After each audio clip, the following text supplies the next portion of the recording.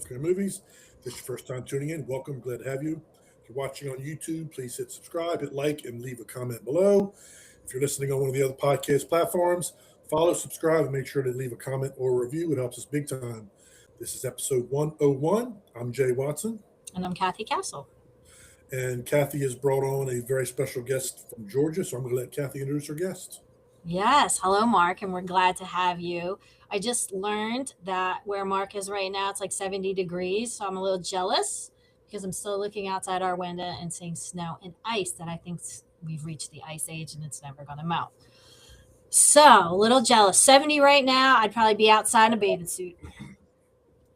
So I'm excited about Mark, and I don't even know if I should say this out loud, but I remember Mark his entire life as a baby, even. And that means that I must be 152 years old. But yeah, Mark has been somebody that's been in my life. Well, I've been in his life his entire life. And our mothers were good friends. We're good school friends. And his mom is very special to our family. And therefore, Mark and his family are very special to us as well. And he lived in Easton for a short bit. I guess you can tell that at whatever point. And I've kept in seasons of Mark's life as he grew up to be a grown up, and very fortunate now to have now Mark's married, and he's even a very proud grandfather. Like, I won't even tell you how proud he is because I'd probably embarrass him, but he is the best granddad, and he's got such a nice family, and I am even in touch with him even more than I ever was through our life. So I'm very excited to have him on because he is special to me. And what's very interesting about his life is he has served in our army. He's been in the U.S. Army, and he has done that with a passion. He has served our country with a large passion and been in battle. And I'm always interested to sit at a table and hear his stories. He's just one of those people that have things happen to him that you will never experience in your life. And you listen to him and you're like, wow, that is very interesting. And then I'm very proud of him because he now has his master's in social work, and I also have my master's in social work. So we even have something more in common. We don't have the U.S. Army in common. I would never have done jumped out of airplanes or whatever wild things he has done. But now we're both colleagues, and it's fun talking shop with him. So glad to have you, Mark, and want to hear about what's got you to where you are. I mean, you may have been one of the oldest people in social work school. I don't know, but what got you here? What got you on your career path? What has helped you along the way? We're excited to hear your story. Thanks for coming on. Yeah, real quick, Mark. Welcome to this version of Eastern Shore Talk. Mark was a an attendee in a couple sessions of the in person version of Eastern Shore Talk 3 years ago. So I'm glad to have Mark join It was in the the podcast version of beginning Eastern Shore Talk. stages. Yep. Yeah. Right. Well, I thank you for that introduction. I will. Sentiments the same. Your family's very special to me and has been. Obviously, I've known you and your family my whole life. So yeah, I'll kind of begin with that. So my tie to Eastern Shore Talk. My grandmother and my mother from Easton. So when I was a child, I spent my summers with my grandmother on the Eastern Shore in Easton, doing what you guys do, Ocean City, the river, everything else. Of course, crabbing and whatnot. But yeah, we relocated from Northern Virginia to Georgia when I was about 10 years old. And so I pretty much called Georgia home with Maryland second in my heart. And my mother has since relocated back to the Eastern Shore, Maryland. So, so On her I from guess the perspective, yeah, right? go ahead. Yeah. So I guess I'll really kind of start. So when I was a teenager, I went through some significant trauma, different things that caused me to be institutionalized, and some other things happened along the way. My parents got divorced, and there were some deaths that I experienced, and various traumas. So I really didn't know what I was going to do with my life as I was finishing high school, and I was kind of like not really going anywhere. And so I, due to all that trauma, I got behind in school. So what I ended up doing is I ended up getting my GED, and then I got my adult high school diploma, and then I decided to enlist in the United States Army. I figured it was the quickest way to get out of Georgia, out of the situation I was in, and also, get some money for college and kind of just find something to do. I had no idea that it would go on to be a passion of mine, and I would do 2+ decades in the Army. So yeah, I joined the Army. It wasn't what I thought it was going to be, and honestly, I almost got out. I'll just be honest. And so, but I had some mentors along the way that kind of showed me the way, gave me a little bit more responsibility, and pushed me in the direction that I was looking for, which was I was looking for the action and adventure. Now, mind you, this was all pre 9/11, early 90s. No conflicts really going on in the world. Desert Storm had just kind of ended, along with the conflict in Somalia when I joined. So the only real things going on were small policing actions like Bosnia and Kosovo. So, to needless to say, the first few years I was in, I'd say the first 5 or 6 years I was in,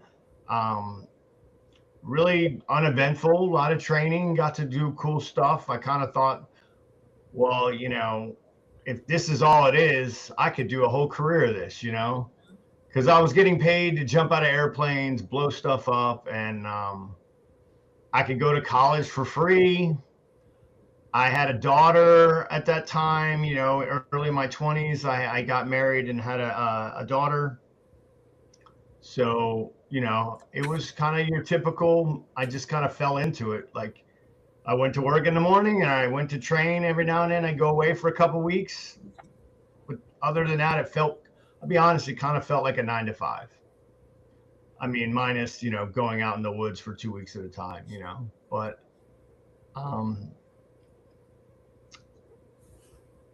there were some other things I want to bring up about the military, that they were also very pro alcohol. So I learned to use alcohol as a coping mechanism and a social kind of connection between fellow soldiers when we weren't doing our jobs, per se. So that gets me to my first kind of life-changing moment, which for a lot of people was life-changing, and that's 9/11. 9/11 happened, and suddenly it just got kind of real in the military. Now, we didn't know what any of that meant. Nobody said, well, you're going to go to war or anything like that. We were just like, they were just telling us this is real. Like, we could go to war over this, And, I noticed the Army bases started getting locked down, and we started like really pulling security, and it was harder to get onto bases, whereas before there were like really, you could just drive onto an Army base. At the time, I was at Fort Bragg, North Carolina, which is in Fayetteville, which is about an hour south of Raleigh, if you're unfamiliar with the area. And little did I know that within like 6 months, January of 2002, I found myself in the mountains of Afghanistan. How old were you? I was 26. I was 26 years old. In my mind, that's young. Yeah, I was 26. I had a 6-year-old. So, I was still young. And but this is where I say it was kind of pivotal for me. You know, I went and I did. It didn't last very long. It wasn't what, like, you know, people think. We were there like 5 months. It was cold. I'd never been at altitude. I'd never been in snow like that, and I'd never had experience a deployment or a combat for that matter. But after it, I knew, I was like, oh, I think I felt I arrived. Like, I could do this. Like, I really like what I'm doing. If that kind of makes sense. Like, you know, that first time you go, you question it at first. You're like, why did I sign up for this? But then that just fleets away and you're like, this is the coolest thing ever. And I say that because there's adrenaline aspect for soldiers, first responders, law enforcement that, you know, you kind of become addicted to. But and little did I know that one trip would catapult me into a 10-year deployment. And when I say 10 years is I deployed every year from 2002 to the end of 2011, somewhere in the world in some conflict. Wow. You know, I spent about 4 years in Iraq, spent about about 18 months in Afghanistan, and about 1.5 years in Africa. So that went on, you know, as you guys know, you know, the war in Iraq lasted a really long time, and the war in Afghanistan lasted even longer. But I found myself at the end of my career, when I hit 20 years, I was burnt out. I was drinking every day. I was injured. I had a lot of broken bones and different things. And From literally jumping out of aircraft. from jumping out of airplanes, from being blown up to training accidents, you name it, it was there. You know, nothing too crazy, but I was ready to call it quits. At the time, my marriage was on the rocks. I didn't want to be in the Army anymore. I really just was like done. And for various reasons. One, I wasn't deploying anymore. So the Army had stopped me from deploying because I deployed too much. And now I was like, I don't like this, the not deploying. So I was very uncomfortable being home. Just to be frank, I had I did not know how to act when I was at home. To be a civilian again. Well, I mean, even when I wasn't deployed, like the rules changed when you were back on the base versus deployed somewhere. When you say, you know, I could go in and tell you how I felt like you were treated like an adult when you were deployed, and when you weren't, you were kind of treated like a kid. And I could give you numerous examples of that, you know, that I really don't, I don't feel the need to really go into. But so I say all that because I was at a point of a mental breakdown. And, you know, I'll just be transparent. In 2015, I made a poor decision, and I chose to drink and drive. And I was arrested, and I was charged, and that was kind of the nail in the coffin to my career. There were some, there were some consequences. Like, I lost a promotion. They basically told me, you got to get out. And rightfully so. I can look back and say, yes, that was my doing. I wasn't in a good space. I'd like to tell you I quit drinking right then, but I did not. I drank for about another year, and I finally got my retirement packet approved. I had to go through some medical stuff, and I was on my way out the door. And anyway, about 4 months before I got out, I'm going to say I had like a real nervous breakdown. I got suicidal. I made some suicide ideation. I ended up in a mental ward. and I was kind of lost.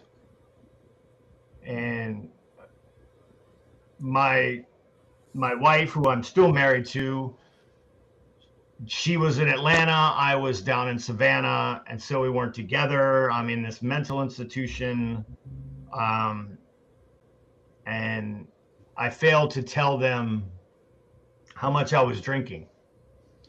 And not normally it wouldn't be a big deal, but I went into DTs while in this institution, and I seized up. I don't know if I flatlined, I had a seizure, and I woke up in the ICU at another hospital. And had I just been up front from the beginning, they probably would have just started me out in the hospital instead of a psychiatric facility. Fortunately, I had a good reputation minus the DUI. And so my unit took care of me. They got me, after I got out of ICU, they got me to a treatment facility, a civilian treatment facility in southern Georgia, where I stayed for about 28 days. So all in all, I was in the hospital for about 45 days. And I can say that I have not had a drink, alcohol, or drugs since that 30 September 2016.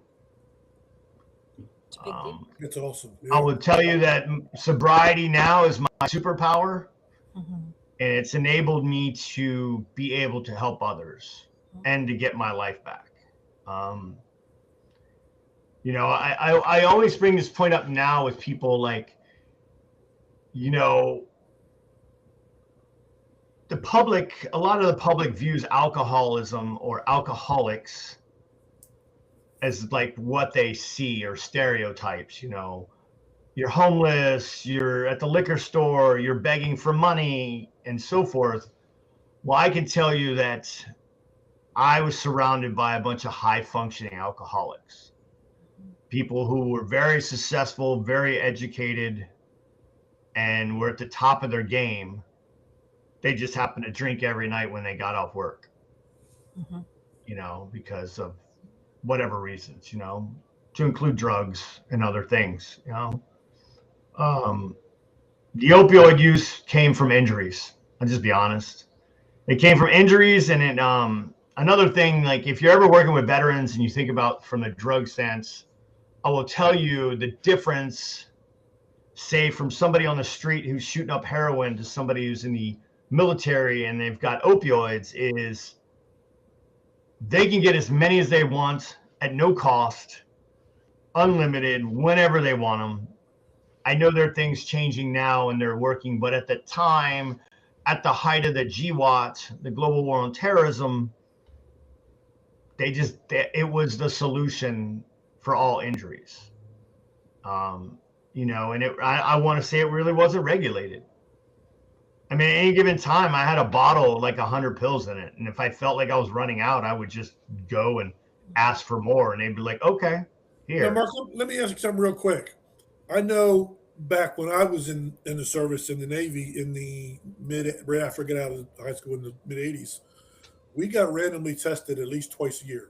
When you're deployed, is that still going on? You still get drug tests. Yeah, you do get drug tests. But here's the thing, right? If you prescribe me an opioid, right, it doesn't matter if I fail it on the drug test, right? Yeah. It's no different than I would tell you they were giving out stimulants. It's very easy for you to go and get Adderall. So if you take Adderall, opioids, and alcohol, mix them, it can be kind of catastrophic. Not to mention Ambien. And not to mention, I was on anti everything at that point. I tell you for real, and I can show you pictures. When I got out of the military, I was on almost 20 different pills. Wow. And the thing about it was, and it's no knock to the military, medical professionals. You're just being real. They weren't all talking to each other. So, you take this pill and you take this pill. Well, they have reactions.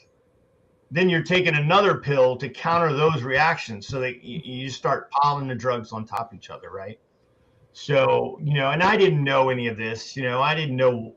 I was just, because they told me to take it, I take it, and so forth, right? But again, I mean, with the exception of that DUI, I was the top of my game. I did leave out that after I came back from Iraq in 2004, I went to selection and got selected for special operations. And that's where I spent the last 12 years of my career, and working in small teams around the world and whatnot. So I got out. I retired from the military in February of 2017 after 22 years. And I had no idea what I was going to do.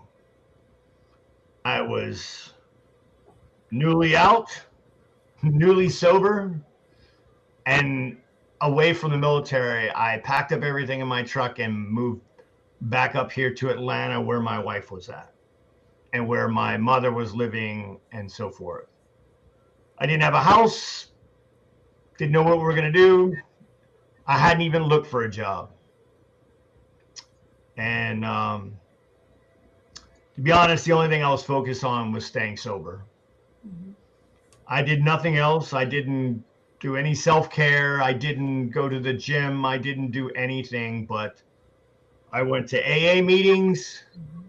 I worked with people. I went to more AA meetings. At some point, I was doing 3 or 4 a day for like 2 months straight. And I didn't know what else to do. And I got a job offering. I mean, right away after I actually started talking to people and telling people I was out and fill out some stuff, people started offering me jobs, but they were all overseas, the ones that were high paying. And I talked it over with my wife, and she felt maybe this is what I needed for closure. Maybe I needed this until I figured out what I was going to do. And so I took a job, and I went back to Afghanistan for a year. And before I left, we bought some land. We bought our plot of our house. We got the contractor, the builder, everything, and the house was being built while I was gone. And my wife was staying between her mother and my mother's house. And I just went back to my comfort zone, which was doing what I do, right? And at that time, I was managing intelligence assets for different units in Afghanistan, and I had about 250 to 300 employees, give or take, depending upon the time, all over northern and eastern Afghanistan. But I'll tell you this, part of my, that whole transition, we talk about veterans and transitioning, with being newly sober, finding a different path of life and whatnot. While I was in Afghanistan, I realized that the deployments and the leaving my family and going to these remote places were part of my addiction. Mm-hmm. And so I made a conscious decision. I was kind of at my wit's end. I'd had enough. So I quit my job and came home and decided I would reset everything and reinvent myself.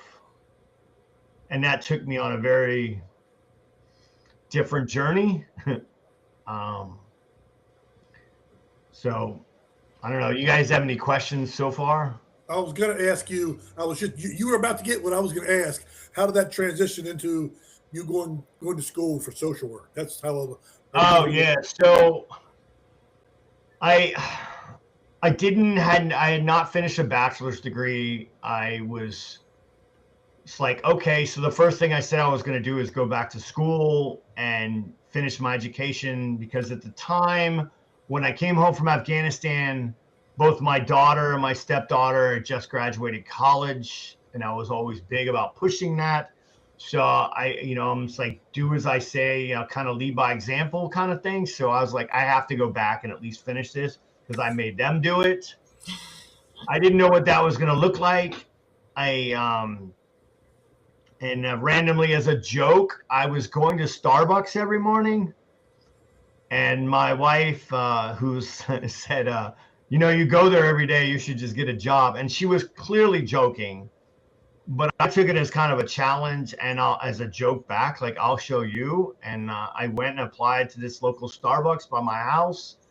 And they were like, oh, yeah, okay. And then the lady was like looking at my resume and she was like, I don't really think people like you would do good here. I was like, oh, well, challenge accepted. I'll show you, right? And I started working and it was real easy because I was like, I'll even open your store every morning. And they opened at 4:30, so I was used to getting up early anyway. So, and this was at the very end of 2018. And about 2 weeks into the job, Arizona State University called me and they were like, hey, we saw that you checked the block on the application for Starbucks that you were interested in finishing school. We just let you know if you work 20 hours a week, Starbucks will pay for your education to go to Arizona State. Which I put that out there because that's still a very valid program right now for young people who are thinking about, hey, I want to go to school. I don't know how I'm going to pay for it because nobody wants to get student loans anymore. Let me pause you for anybody that's listening. You used your school money on your kids, right? So you would... Yeah. So the military gave me the GI Bill. There was a program a couple of years before I got out that enabled me to transfer those benefits to my children. So I just divided. They each used half. So basically got 2 years of education, each of them, while they were in college. So I started back at school, and about a year into it, at Starbucks. I'm working at Starbucks. And he can make a heck of a medicine ball, right? Yeah. So I want to tie a few things into how you asked me the question about social work. So prior, and this is just me being me, honest and authentic. Prior to getting out of the military, I was living in a bubble. I had all my friends were veterans, all my friends I'd served with.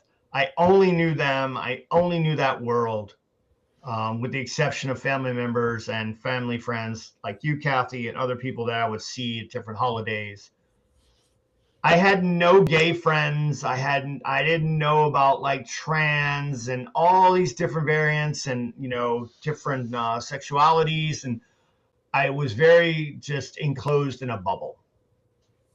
I say all that because now I can look back and say that working at Starbucks was a pivotal thing in my life to transition my life to as a civilian. Because wow. it opened up the perspective.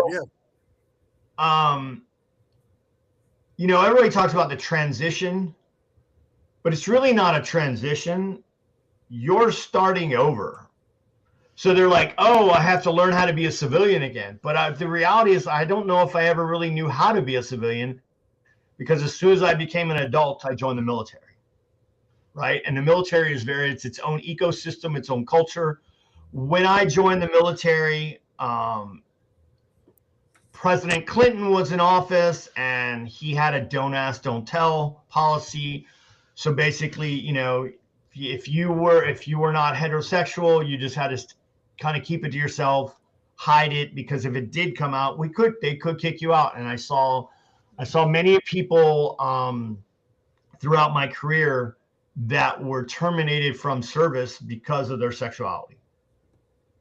I can say that now. I mean, it changed while I was in, thankfully, right? But again, I don't know language. I don't know different terminology and whatnot in around most civilians, and especially young people. At Starbucks, everyone there that I work with was younger than my children. So that was new to me, you know, and then being around customers and interacting with them, you know, without trying to just, and trying all along to be normal and not knowing what normal is, right? You know, but it gave me that opportunity, and I learned a lot of different things, and it really helped me see the world in a different lens culturally. And I'll be honest, I thought I was a cultural expert. Right. I was for the world, just not where back here, you know.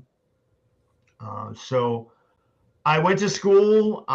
If most people know me, I'm pretty obsessive and I'm a perfectionist.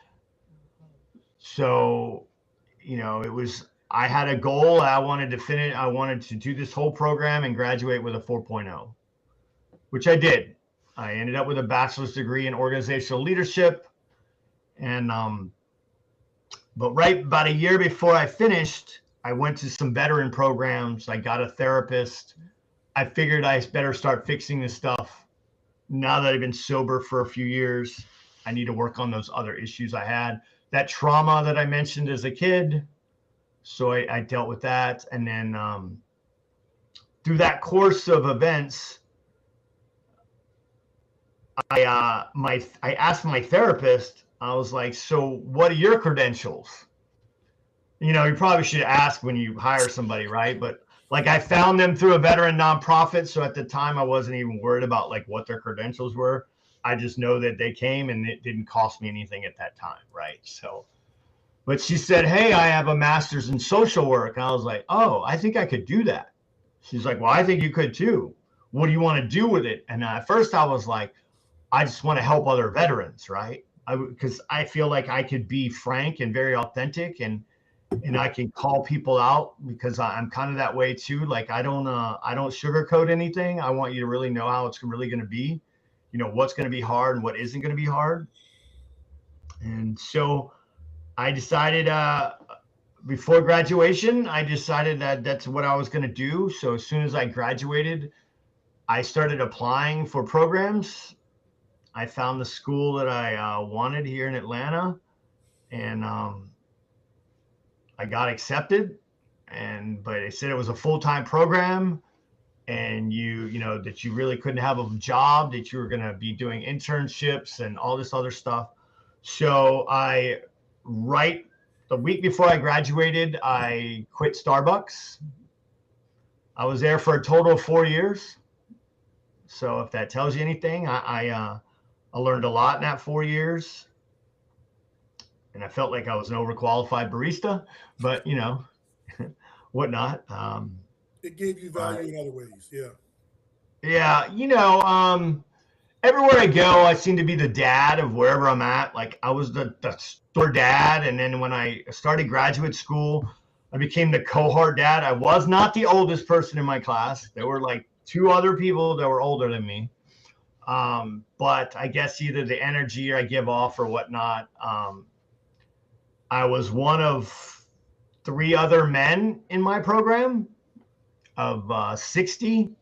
And then by the time we finished, there was like 87 of us, and there were 5 men and the rest were all women. You know, I was told that would benefit me. You know, because there's not a lot, as you guys know, there's not a lot of men in this profession in social work. And so I did exactly what I said. While I was in graduate school, I worked at a rehab for a year, a residential rehab for homeless, actually. And then I got accepted to a training internship program at the VA, the Atlanta VA hospital, where I interned on the psychiatric ward, doing all acute stuff, and doing assessments and one-on-ones and group and discharge planning, and learning what medical social work was as far as what they do in the hospital. I had every intention on going to work there when I graduated. But when I graduated, the administration was in a hiring freeze for government employees at that time. So I applied to a bunch of rehabs and got accepted, but I do believe in faith now, and I believe that there's something greater than me out there that drives me to where I'm supposed to be. The first job fell through due to funding. The second job, I ultimately was not the fit for them. So they were like, hey, we're not going to hire you. I think it had something to do with I want to study the use of psychedelics for PTSD. And they were a little uncomfortable with that, me believing in that and working at a rehab. So, I mean, I understand. And then that leads me to where I'm at now. When I was in graduate school, they had a bunch of law enforcement personnel, a deputy chief, some victim advocates, some social workers, licensed clinical social workers come and speak at I took a forensic social work. And they said, hey, we got all these other jobs that social workers do, and they work with law enforcement. And I was like, well, what do they do? And I figured it was like providing therapy for the law enforcement themselves, which they do have that, but that's not what they were referring to. So I was like, it sparked my interest. So I started looking at jobs at the court. A backup. When I got out, I became I came back from Afghanistan. I became a mentor at my county's Veterans Treatment and Accountability Court system. And if you're not familiar with that, there's vet court, drug court, DUI court, mental health court. There's different accountability court systems, which are basically second chances for those who make mistakes, and wherever you fall in those categories, whatnot. So I was a mentor, and I would mentor young veterans or old veterans going through the program, which is 18 months long. And so I was looking for some work with that. And one of my colleagues was like, hey, they got this job opening to be on this response team with law enforcement to do crisis intervention. I was like, oh, okay. So I applied. I got this like note saying no longer available, you don't meet the requirements or something.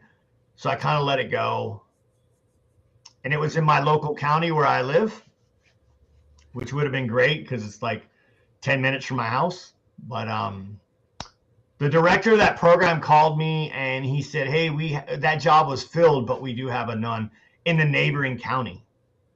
Would you be interested? I said, well, I just have my MSW. I'm not licensed yet. He's like, that's okay. You're going to be the first one we've hired not licensed. Which I was like, well, I don't know how that's going to work, right? And to explain, like, to some of your to you guys out there that don't understand what the license process is. So part of the job would require me to sign an order that would make you involuntarily taken to get evaluated at a hospital or a crisis unit.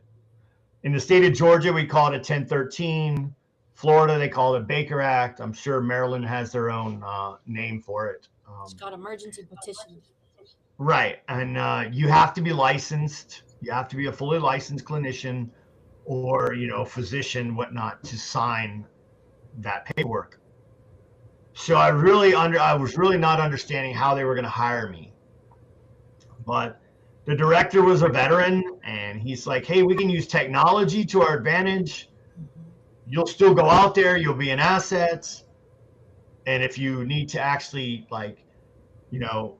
take someone to the hospital involuntarily, we can just do it over like Zoom, over like a Zoom call or Teams, whatever platform is available.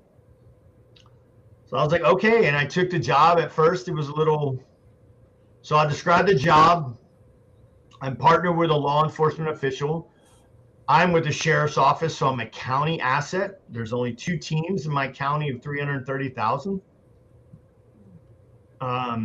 The other clinician is fully licensed. She's an LPC, and she's been doing it for about 15 years in the mental health, and she's been doing this job for about 2 years now.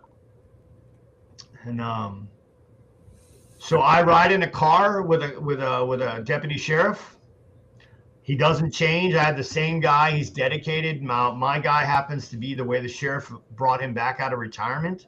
So he's been in law enforcement for about 33 years, and his sole job now is mental health in the community with law enforcement. So I wear a vest. It just happens to say therapist on it instead of sheriff's. And we go to crisis, everything from acute psychosis to drug psychosis to suicide threats to somebody acting weird, somebody just in crisis, family member in crisis with another family member. Sometimes we do domestics. It just varies, and not limited. We also provide grief counseling to scenes of murders and car accidents and whatnot. I've been there for about 6 months now. I did go and I took my associate license, so I have an LMSW right now. And in the state of Georgia, it requires 36 months postgraduate and a bunch of hours and some supervision before I can get fully licensed. So I'm on that trail. I'm enjoying it. I will tell you it's more stressful than I realized. And because I'm such a perfectionist and I'm obsessive about learning the job, I put some self-care on the back burner. I had some whatnot, so I wasn't really doing any. But I had also not been doing any for about 1.5 years. I will back up and say that while I was in graduate school, I had a heart attack. Of course. Let's add something. And after that heart attack, that was due to some unforeseen circumstances. My heart went into VTech about 6 months after that. And that was due to a genetic electrical issue that they found. And they put a defibrillator inside my chest, which caused me more fear of working out. But prior to that, I had been working out 5 days a week. I was steadily working out. I was doing powerlifting. I was running every day. There were so many. I was physically fit, and You were eating well. I was eating well, and life was good while I was in school because that was my stress reliever.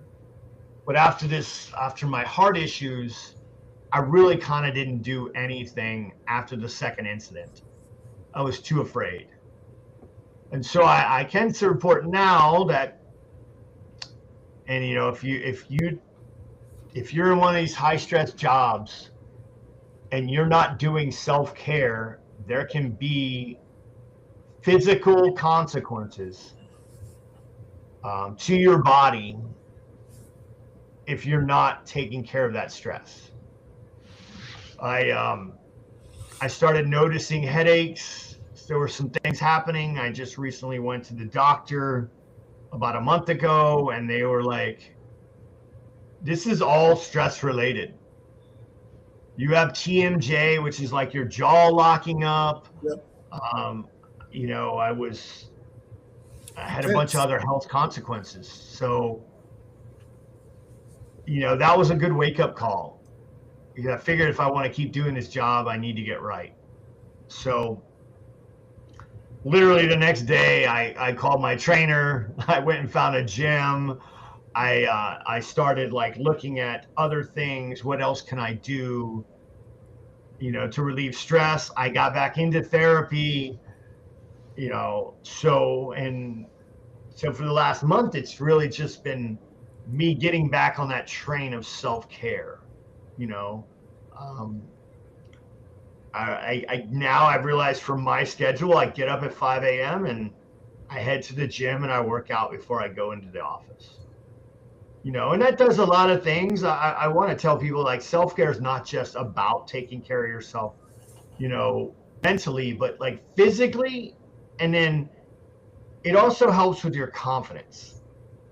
Like, if as a soldier, if I looked the part, I'd feel the part, right? So I hang around a bunch of mostly physically fit law enforcement, and I come to your house or wherever you're at, I need to look a certain way. I need to look like I'm taking care of myself if I'm going to be able to take care of you. That's kind of the way I see that, right? But yeah, I have a passion for it now. I work for a third party, so I don't actually work for the sheriff's department. I work for a behavioral health company, but the sheriff's office and the sheriff himself, they see the growing need. And right now, my company's got my positions paid for by a grant, but the sheriff's office where I live and work is in the process in the next few years going to make it part of the sheriff's office because they see the growing need, right? Now the officers, we have some therapists that are for the officers, the deputies and whatnot, but it's kind of third party. They go through an EAP. We're trying to fix that so it's more the day-to-day, right? And so one of the things I do while I'm in the office with all these deputies is I go in to talk to them. I'm not asking them to tell me their stuff, but I'm just saying, hey man, did you eat lunch? Did you drink water? Hey, how was your weekend? And I learned their hobbies. Like, did you go hunting this weekend, or did you hang out with your grandkids or whatever, right? And I feel like that's just me being around and being happy. It's contagious, right? Like, they're happier, because they really do deal with, people in their worst states, right? I give you an example. I went to a call yesterday where an elderly lady pushed the gas instead of the brake. Oh boy. And went through a parking lot, over a bush, and into the woods. Right? And she was in a state of crisis. In the car, like, what happened? Right? That's someone's grandma, that's someone's mom, right? And a lot of my older officers, like, that's their mother's age, right? Or my mother's age. So it's like, it hits home, but you just take care of it and then you move on to the next. There's the next stop, some dude with meth in his car, right? So, I just think it's so important, right? And I talked to the sheriff today, matter of fact, and he's happy we're here. He's glad we're in the building. He's glad that we're, finding solutions for, problems out there that don't really need incarceration, in the community, especially people who have severe mental illness, because locking them up is not always the solution, but Well, anyway. This might That's me in a nutshell. I may have let some, I know I do have one grandson and I have a granddaughter who's due in the end of June. So that gives me purpose. I'm on a regular schedule. I see him every single week. The kids live like 40 minutes from our house, so we're driving there, it's not a big deal.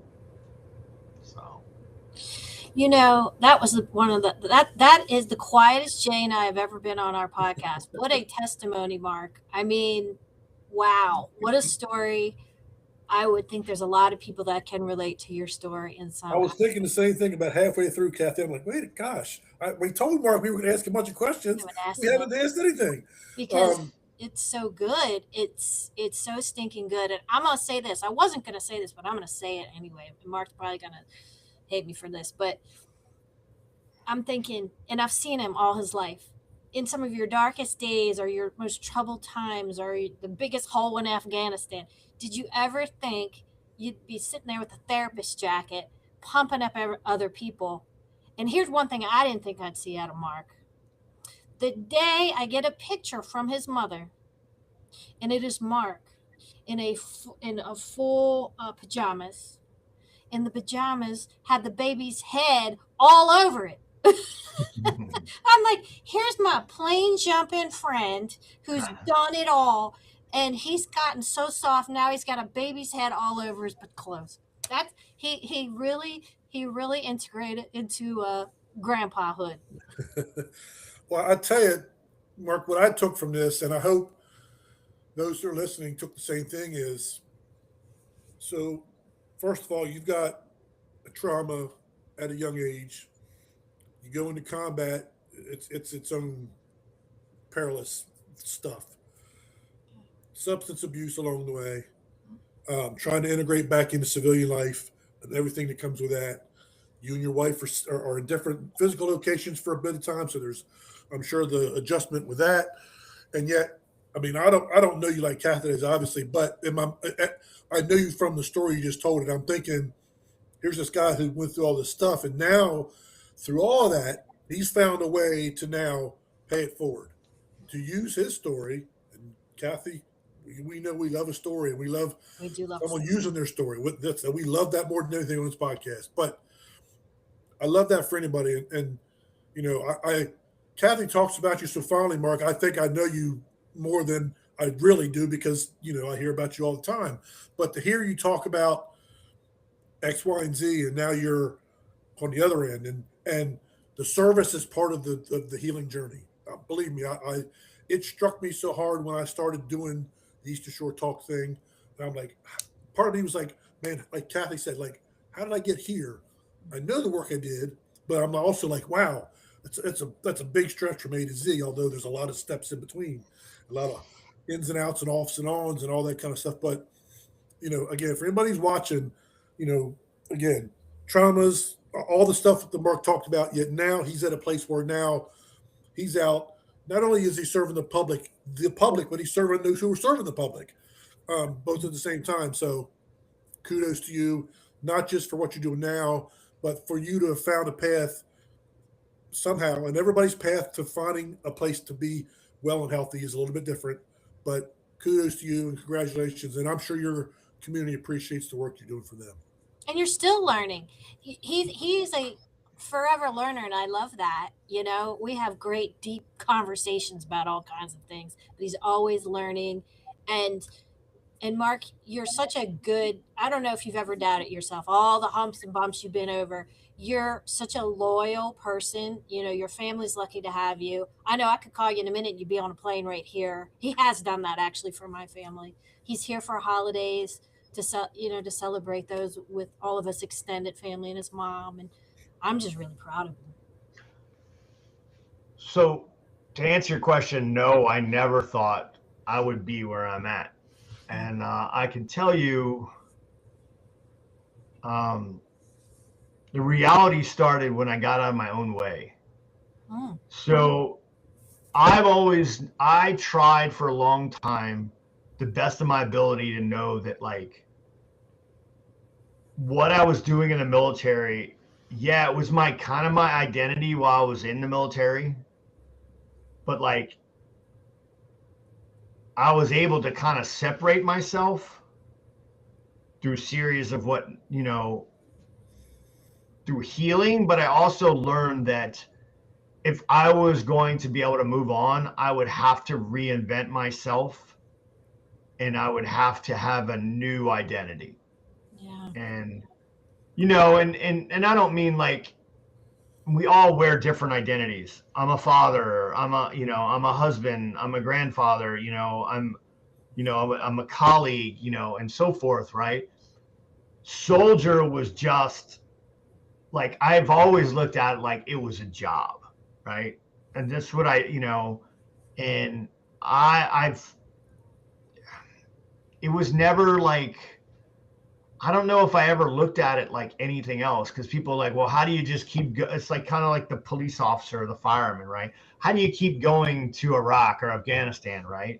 Well, I mean, the fireman doesn't stop going in the fire because he went into one time, right? Like it's almost a coping mechanism. It's a mentality you kind of have to have in order to deal. You have to, and there's plenty of books on it, and and there's things you have to make peace with yourself.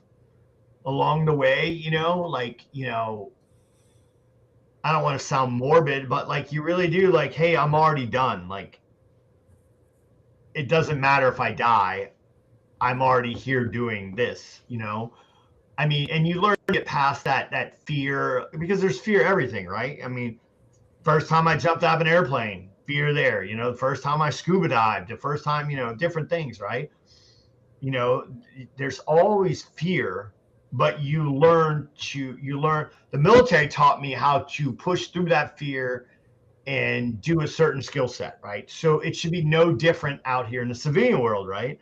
Like, I have to teach people how to be resilient, right? Because we're lacking that now in there's generations out here that aren't as resilient as they should be, right? And not wear, like, I can't wear my trauma as part of my identity. For me, okay, I know there's a lot of people who do, and I'm not taking that from them, but for me, I can't play that victim, right? It's something that happened to me. It's not me. You know what I'm saying? I mean, because, and I very skimmed over. I'll use the word trauma very loosely. Yeah. I mean, Kathy, I mean, we've had conversations, and these are things, but it's also life too. Life has trauma. Our parents are getting up in age. They're gonna pass, right? That's a trauma that most people aren't prepared to deal with. And not that you can ever really deal with it, but I have lost 3 parents out of 4. And I had to learn to process that, right? And there's different things I can teach people, right? But back to the self-care. And I also believe when I don't make it about me, that's how I got here, right? Like, I didn't know honestly, I thought social workers are people who work at DFAS and take your children. And we had this conversation, Kathy, about like when you told me, you're like, oh, that's what we are, you and Marty. And I was like, no, I had no idea, but okay. Because it's not like I asked, right? Like, I just knew you were mental health. I didn't know like that was the actual degree, to be honest, I probably thought it was like psychology, Well, and we had that too. We have a psych degree too. But. Right. So, but I know for me, I found something greater than me, a spiritual side of it. And I realized when I get into service, I get out of me. And that service can look different depending upon where you're at, right? Actually, you get into the best of you. You're speaking. Right. I mean, so it's funny. I told somebody something about a vacation. I used to dread going on vacation with my family. And I don't mean that like they're horrible people, but like, as anybody knows, you go on vacation and it's like everyone's got an agenda. I want to do this. I want to do this. And especially as your kids get older and they become adults, now it's like variants of like 1,000,001 different things you want to do, and you trying to make everyone happy. But yet at the same time, you're like, well, I paid for this vacation. I want to do what I want to do. Right. So then you have your list, right? Well, I took a vacation. Actually, I think it was more of a trip up there to Maryland one year. And I just like made it all about everyone I was with. I remember you saying. And the attitude of me making it about others was kind of reciprocal. They made it about me, right? Like, and it's kind of, so then it was like being able to be in the present. And I didn't worry about whether we went to this restaurant or we got to do this, or we didn't go out on the boat because of the weather or whatever, right? And then the reality was I was able to be present. That's like this cheat hack now, right? Like, I just don't make it about me. Like I don't get a say, right? Now, I'm not saying, somebody walk over me. That's not what I'm saying. But like, if I go visit my grandson, I go there with no expectations, right? Whatever happens, because if I go in there with like, hey, we need to do this, and then when it doesn't happen, then I build a resentment, right? So it's just those little things that help me stay grounded. And then the self-care just helps me stay there, you know? Yeah. And I don't know, giving back, I don't know. I've just done my whole life about service. So I figure this is what's different, right? You know? This is But this chapter's version of it. Yeah.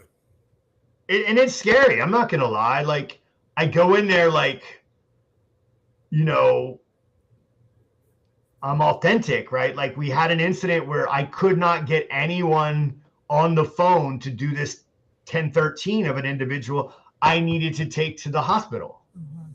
So immediately I felt like, oh, well, I look incompetent to these 2 officers. And now I even look more incompetent to these 4 firemen. They're ready to do their thing, the paramedics, right? And then I'm in my head like, why you even have this job? You're not fully qualified. What, you know, and you start going these things, right? Negative self. And I just, yeah, this and what ended up happening, I was like, okay, work the problem. Don't worry about what. And once I took a breather, I started working the problem, and I was able to find a solution. I was able to get somebody on the phone and be able to get that individual. So it didn't go as fast as I wanted. But then I've also learned now, and as you know this, I shouldn't be quick to want to involuntarily put somebody away either. Right. So I should slow down, Yeah. and it should take a few minutes. And it probably should be the last thing because I'm actually taking their rights. Well, if you were in So it's like that's the last thing. It's not easy. Right. And that's that growing pains, like, you know, because it's like anybody else, you get in a job, you're like, oh, that's why they brought me on board. But Yeah. that's not really why they brought me on board. They brought me on board to be the counterbalance to the law enforcement on the scene of an incident, you know. So it's that learning that's hard, but I'm not able to do that if I'm not grounded, and I'm not able to do that if I'm not taking care of myself, you know. I like that you say that because there is a lot of stress to being in this kind of work or being in charge of things, and that you have to take care of yourself. I'm glad that you also brought that up because your body keeps score. It'll tell on you. You know, that's a great book too. The Body Keeps Score. So real quick before we get out of here, Mark, we're going to do a little music and movie trivia. Did you come up with a question by chance? I gave you a break on it. Okay. I did. No, I did come up with. Oh, you did? Okay. I was gonna say after he told his whole story, I was like, you don't have to do it if you don't. Do you know who Piper Perabo is? Coyote Ugly. Yep. Right, from Coyote Ugly, right? So she was recently in Yellowstone. Okay. And did you know that her stepdaughter was in Yellowstone? And do you know who? I did not. I didn't know she was in Yellowstone, let alone her daughter. I haven't seen Yellowstone. I want to. I haven't seen it. Neither have I. But I do know who she is. So who's so her stepdaughter, she plays the Kevin Costner's chief of staff when he's the governor. But yeah, so anyway. You haven't seen it, so it kind of. Yeah, we can't you know, guess. She hasn't really done a whole lot. I mean, she's kind of known as from Coyote Ugly, but you know. Well, she's got. I can tell you some other stuff. She did a lot of stuff on USA Network and some different shows. Okay. Covert Affairs and whatnot, but yeah, that was my trivia. Sorry, No. We like the trivia where we learn. We don't care if we get the question right or not. Most of the time, we don't. So. Go ahead, Kath. But her where is it?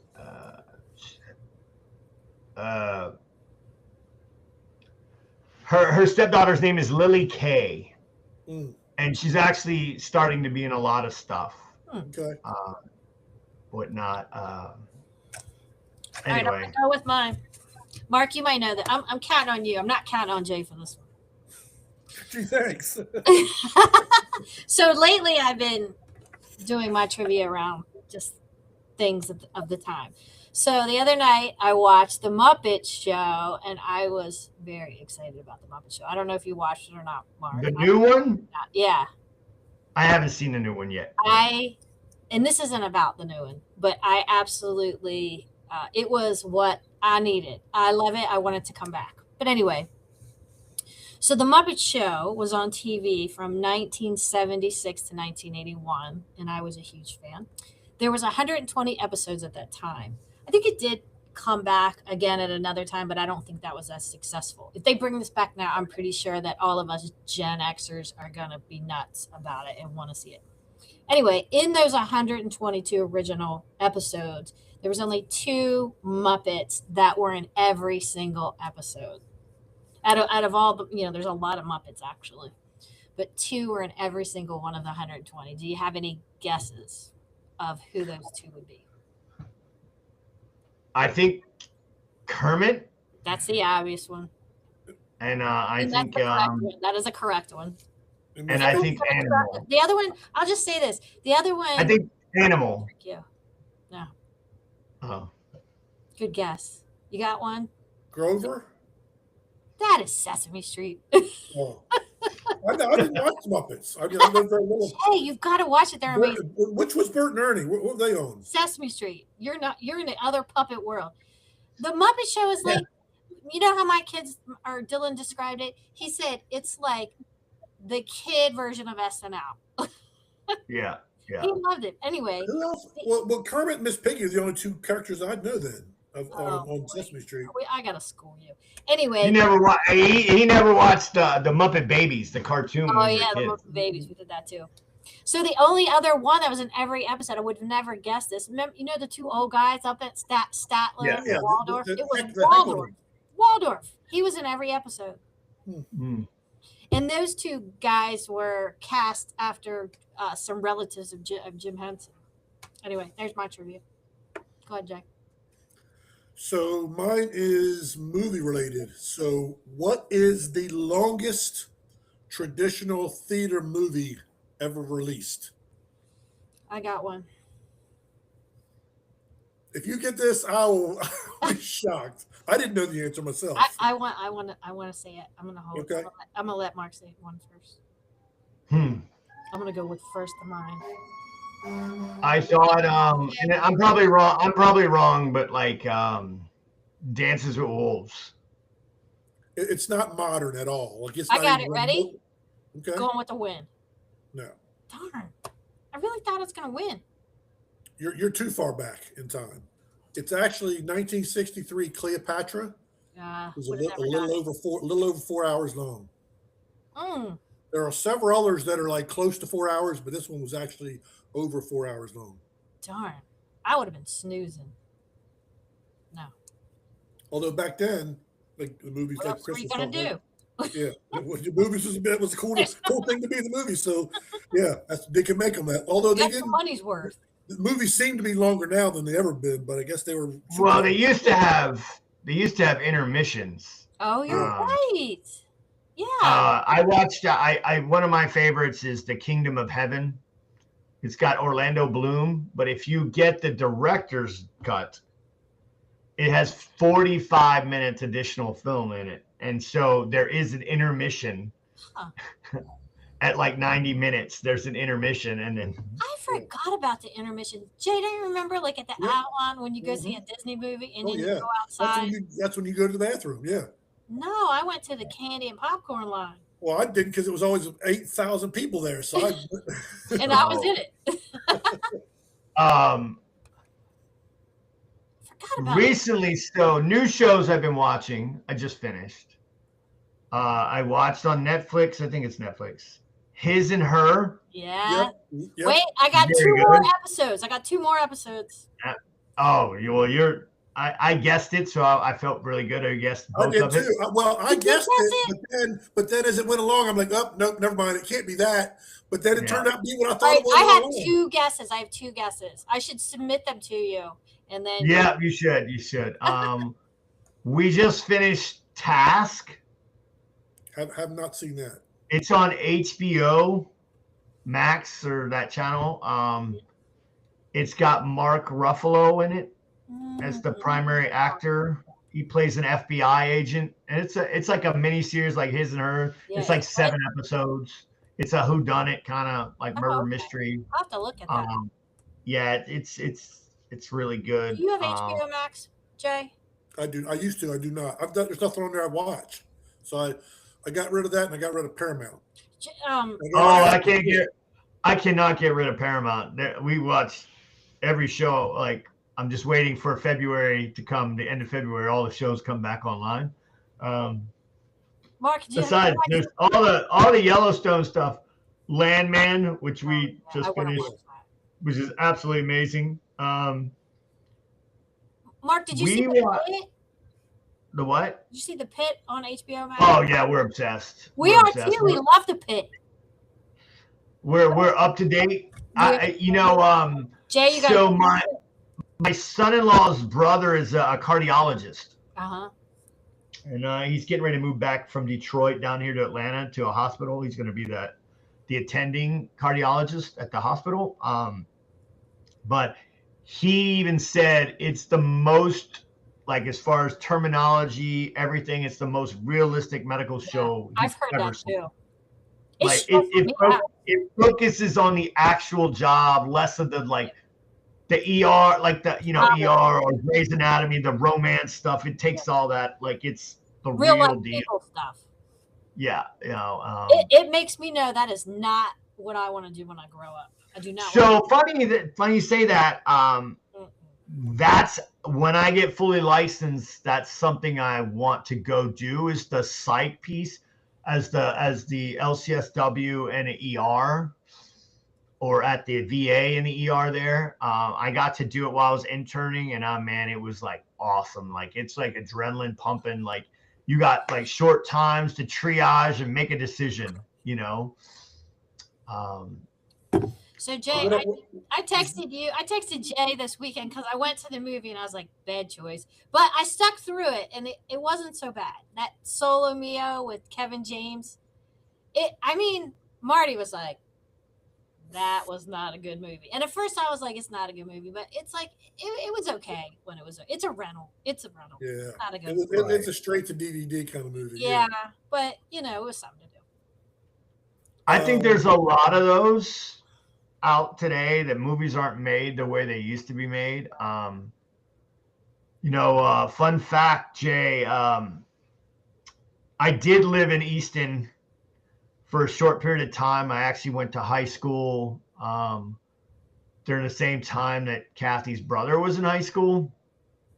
And I would go to the Avalon and I would just stay there all day long and just watch movies after movie after movie. Just pay once. I didn't know that.